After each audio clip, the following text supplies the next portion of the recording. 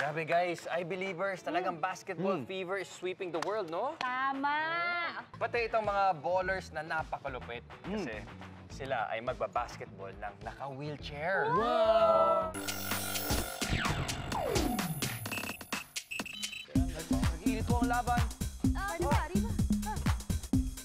Hey! Uy! Uy! Let's go number 6! Hey!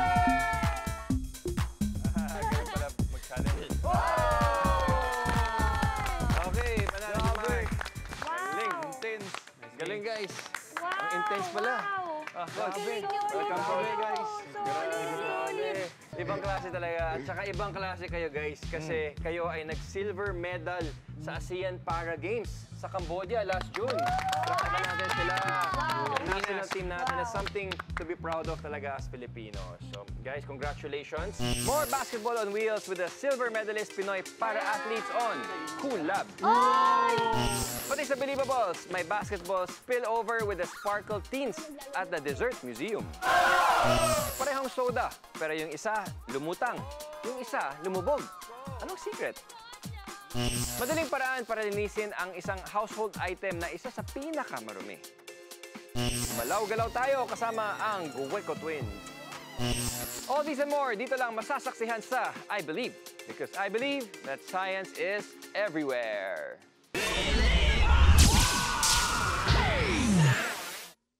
What's up, I-Believers? Ang ganda ng location natin dahil nasa The Dessert Museum tayo sa Conrad Hotel.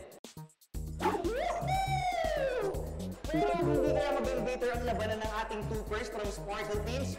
Abangan natin yan. Let's go! At ang dalawang pair natin na maglalaban ay sina Antonio and Waynona, ang ating team Lollipop! What's up, what's up?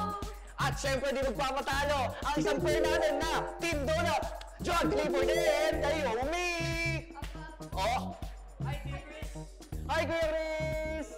Oh, listen up para sa mechanics. Sa round 1, nakaupo yung girls sa upside-down lollipops. May babasahin akong tanong.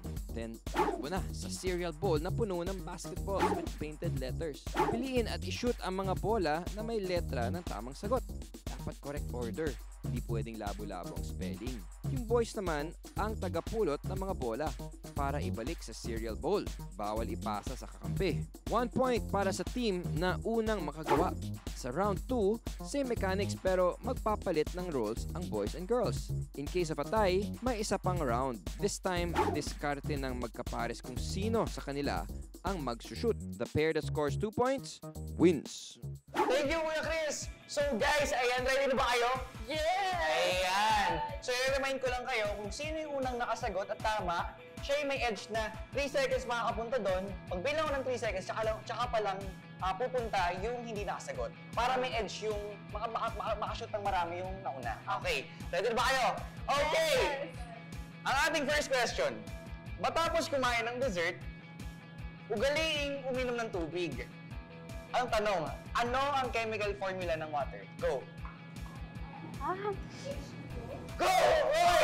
Okay yan! 1, 2, 3, go! Okay, okay. So, kailangan nyo siya i-symbolize.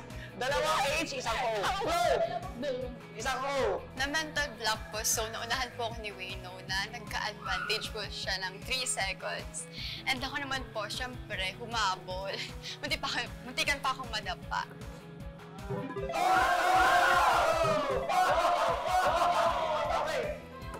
Okay. OH. Habang naglalaro kami, wala akong maisip. Ang iniisip ko lang, shoot lang na shoot, shoot lang na shoot. Kasi hindi ko alam, biglang yung isip ko, hindi ko napapansin na kalaban ko pala si Naomi. Parang inisip ko lang ako, gusto ko mag-shoot, gusto ko manalo. OH. Parang pressure na ako. OH, OH. Isa ba H? Sobrang hirap po kasi napapalibutan po ng mga maliliit na bola. Tapos ang hirap din po hanapin yung letter na kailangan i-shoot. Ayaw! Ayaw! Actually, na-pressure nga ako kasi natatalo na ako si Naomi, naka-2 shoot na at isa na lang kulang niya. Tas ako, isa lang.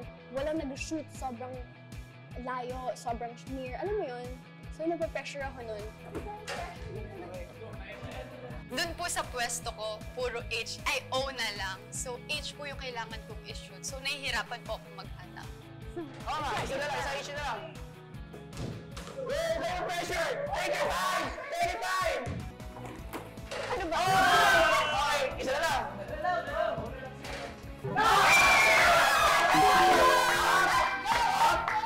Okay? Anong feeling? Anong feeling na? Nakapagod. Nakapagod. So ayun na nga mga I-Believers. Question number 2 tayo. Siyempre kasama natin si Antonio and John Clifford. Ang team Lollipop and Team Donut. Ayan, handa na ba kayo? Oo, siyempre. Babawi kami. Let's go. Okay. Ang question ay, pwede tayong mabuhay for a few days without water. Pero hindi tayo mabubuhay even for a few minutes without oxygen. Ano ang molecular formula ng oxygen? Go. O2. Go! O2 go! Go! Go! 1, 2, 3, go! Okay! Actually, ako yung nakasagot ng question. So, nagkaroon ako ng 3-second advantage. Eh, sobrang confident ko. So, nag-trash talk pa ako. Gumanon pa ako kay Antonio. So, ayun, ako yung nauna sa ball. Eh di, ako yung unang nakashoot. Pero, letter H paling na-shoot ko. Kailangan ko sa tayo, dalawang O lang. Ingat guys, ingat. Okay, isa. Dalawa. Isa na. Medyo, ano po, brutal. Like, tulak-tulak, gano'n. Pero it's fun po talaga. Boy! Isa! Sige na! Sige na!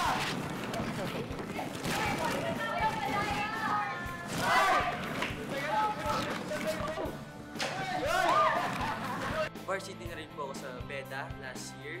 So, may advantage po ako sa height. So, and yung shooting rin po na nakapractice na rin po ako. Hoy! Okay na tayo guys! May tiebreaker tayo dito ha! Go! Hoy! Hoy! Go! Go! Go! Okay! Okay! Kamusta? Sobrang competitive yung dalawa. Kamusta ang experience? Kamusta experience, Tonyo? Ang ganda, ang ganda. Ikaw? Grabe, sobrang nakakapagod pero pinagbigyan ko. Ay, pinagbigyan mo. Pero ganun pa ba? Congratulations. Paparapaka natin. Sa first game po natin, ang nanalo po ay si Waynona. Ayan. And ang nanalo sa second round ay si Antonio. Ayan. Pero ang nanalo ay ang Team Lollipop! Aside from the mental part ng game, which is about chemistry, kailangan din ng gross motor skills while shooting the basketball. Pero dahil nasa loob ng cereal bowl ang players, may hirap makatayo. Kaya naman, umasa sila sa core muscles for good balance and form. Ang ating core ay grupo ng muscles sa trunk and hip at nasa paligid ng spine, abdomen at balakang. I believe. O ano, enjoy ba guys? Yes! Anong masasabi nyo sa ating challenge na basketball sa cereal bowl? Kayo? Parang tayo. Alis muna ako kasi ang sweet talaga dito eh. Alam niyo masasabi ko lang, sana all, di ba? Sobrang sweet talaga dahil nasa The Dessert Museum tayo. Kaya magbabalik pa tayo for more challenges. Dito lang yan sa I Believe! Yes, girl! Alright guys, kanina pinabilib tayo ng kakaibang galing ng ating mga wheelchair basketball team, ang ating kakulam. Ngayon, let's welcome back Coach Vernon Perea, together with players Mark Vincent Aguilar, and Kenneth Christopher Tapia of the Philippine Men's National Wheelchair Basketball Team, guys. Thank you. Gagaling po Maraming ninyo. salamat sa pagbisita sa amin. Yes, pero may tanong po ako, Coach and mga kuya. Pareho po ba yung rules ng stand-up basketball sa wheelchair basketball? So, yung rules carry over from FIBA rules yun eh. So, pareho lang. Ang pinagkaiba nga lang, may traveling din. Saan yung, ano yung traveling? Paano po? Traveling, kailangan lang nilang tumulak ng dalawa. Maximum na 2 tulak sa Okay. gulong. Yung pangatlo, traveling na. So, ang kailangan nila, 2 pushes, then kailangan nila mag-dribble or mag-shoot or ipasa na yung bola. Paano yung technique mo? Ang technique ko kasi, ang dribble ko sa ganyan. Sige. Tapos dribble ulit, tapos dribble ulit. Dribble, ganon. Dribble push. So back to 0 yung ano mo. Kasi 2 maximum eh. So tuwing magbagsak ka, 2 ulit yung pwede mo. Okay. Okay. Ano kaya? Try ko kaya. Try mo nga, Kuya Chris! Kuya Chris, sige. Ha? Try mo. Anong kakaiba dito sa wheelchair na ito dun sa regular na wheelchair? Kung mga mapapansin natin, yung differently gulong Slant. naka-slant siya Slant. ganun. So to protect the players and to have more balance eh. Baka pwede mo i-sample sa I-Believers natin. Pakita mo kami ng layup. Pwede nilang patayin yun. Ha? Ganyan pa. Parang di siya madaling i-control din. Oo, no. Yung break. Yun.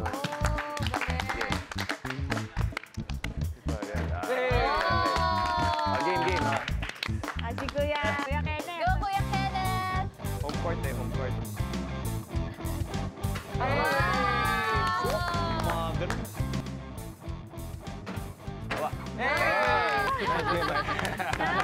Thank you sa paghiram nito. Kamusta, Kuya Chris, yung experience? Oh, mahirap siya. Anong struggle? Mahirap ibang-iba yung pag-maneuver kasi kailangan hindi lang yung skill ng basketball na regular na pag-dribble. Ibahin mo talaga yung mindset mo, yung pag-control, di ba? At I think, Coach, meron kayong competition this coming October. Baka pwede nyong i-inform ang ating mga viewers tungkol sa mga darating ng competition. Next month, sa October, pakisuportahan po natin ang ating national team sa Asian Para Games that will happen in Hangzhou, China. So, let's support our team, not only the wheelchair basketball team, yung lahat ng ating mga para sports maglalaro. Oo, tama yan. Thank you for More having us. power. Thank you very much. Continue to make us proud. 1946 nung sumulpot sa Amerika ang sport ng wheelchair basketball dahil sa mga sundalong injured ng World War II at gusto pang makapaglaro. Yung wheelchair na gamit dito, kakaiba sa regular wheelchairs. Hindi 90 degrees kundi slanted ang mga gulong para sa added stability. In-adjust din ang rules pero hanggat maaari, konti lang ang kinaiba sa stand-up basketball. Sa husay ng differently abled athletes, mapapatayo ka at mapapalakpak. I believe. I-Believers! Ito na ang gumalaw-galaw Artist of the Month, the Gueco Twins!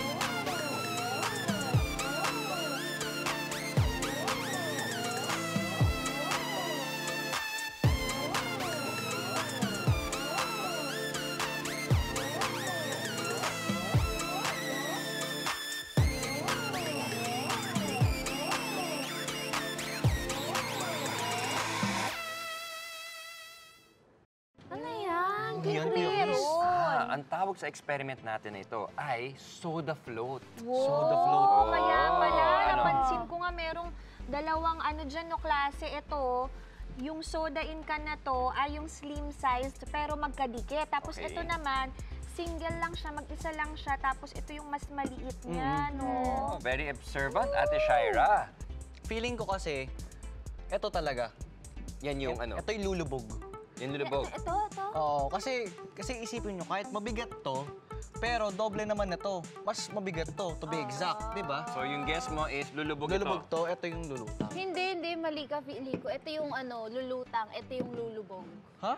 Ito yun, no? Oo, pareho tayo. Ito yung lulutang. O, para malaman na natin, it's... Experiment Time! Okay, Ate Sonia, do the honors of dropping. Sabay ko silang ihuhulog. Ito yung lulubog. Ito yung lulutang. Let's find out. 1, 2, 3. Oh! Okay!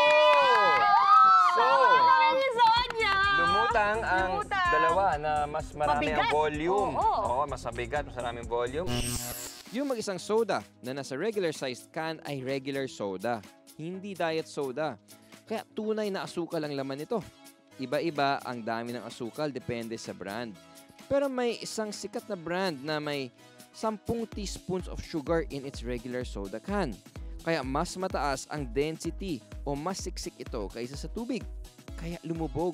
Yung magkadikit naman na slim-sized cans ay diet soda naman imbis na asukal. Artificial sweetener ang laman. Mas matamis ang artificial sweetener kaysa asukal. Kaya mas konti ang kailangan kaysa yung karaniwang ginagamit na 10 teaspoons of sugar.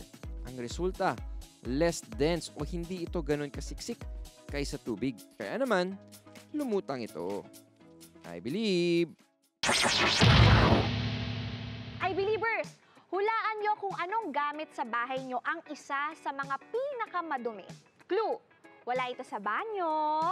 O ano, sirit na ba? Okay, ito ay computer keyboard. Oh, naniniwala ba kayo? Ito isipin nyo, kailan nyo to huling nilinis? O kaya baka nga never nyo pang nilinis, di ba? Tapos isa pa, lagi itong in contact sa ating mga kamay na kung saan-saan humahawak. O, what if kumakain ka rin habang nagtatype, di ba? O nga naman, di ba tama? O ano, convinced na ba kayo? Good. Pero paano ito lilinisin? Okay, pwede naman din tanggalin yung mga screw dito sa likod. Pwede naman nyo gawin yon. Pero kung takot kayo na mabuksan yung likod ng keyboard nyo, eto. Linisin nyo lang ito gamit ang sticker papers. At yan ang aking life hack para sa inyo today. Nako, napakadali lang. Gagawin nyo lang, ipipeel off nyo lang itong sticker. Tapos, ididikit nyo lang siya dito sa inyong keyboard. Okay, press nyo lang. Press, press. Tapos, mas okay yung dalawa para covered. And then, turn it upside down. Let's see.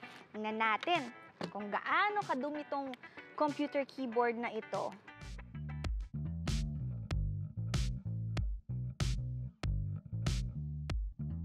Ayan na! Okay! Wow! So, pwede nyo naman tanggalin yan. Grabe! OMG! Look! Diba? Basic life hack lang ito. Kayang-kaya nyo to, guys. Wow! Oh my gosh! Wow! Patingin. To see is to believe. Oo nga. Diba, Kuya Chris? Kader-der. Ang dumi pala ng mga keyboard, no? Ang dali-dali lang, pero luminis yung keyboard. Ang I told you guys. Mas naiintriga sa mga ganyang dumi na nakokollect eh. Alam mo, Ate Shay, gagawin ko yun pag uwi ko. Oo nga, dumi pala ng mga paligid ng keyboard mo. So dirty, so iwi. So guys, thank you so much, Sonia, Jamir. Salamat din. So thank you, guys. Thank you, I Believers. Thank We'll you, see you Kuya again Chris. next week dito lang sa pinakamasayang Sunday Morning Tambayan. Ito ang I Believe!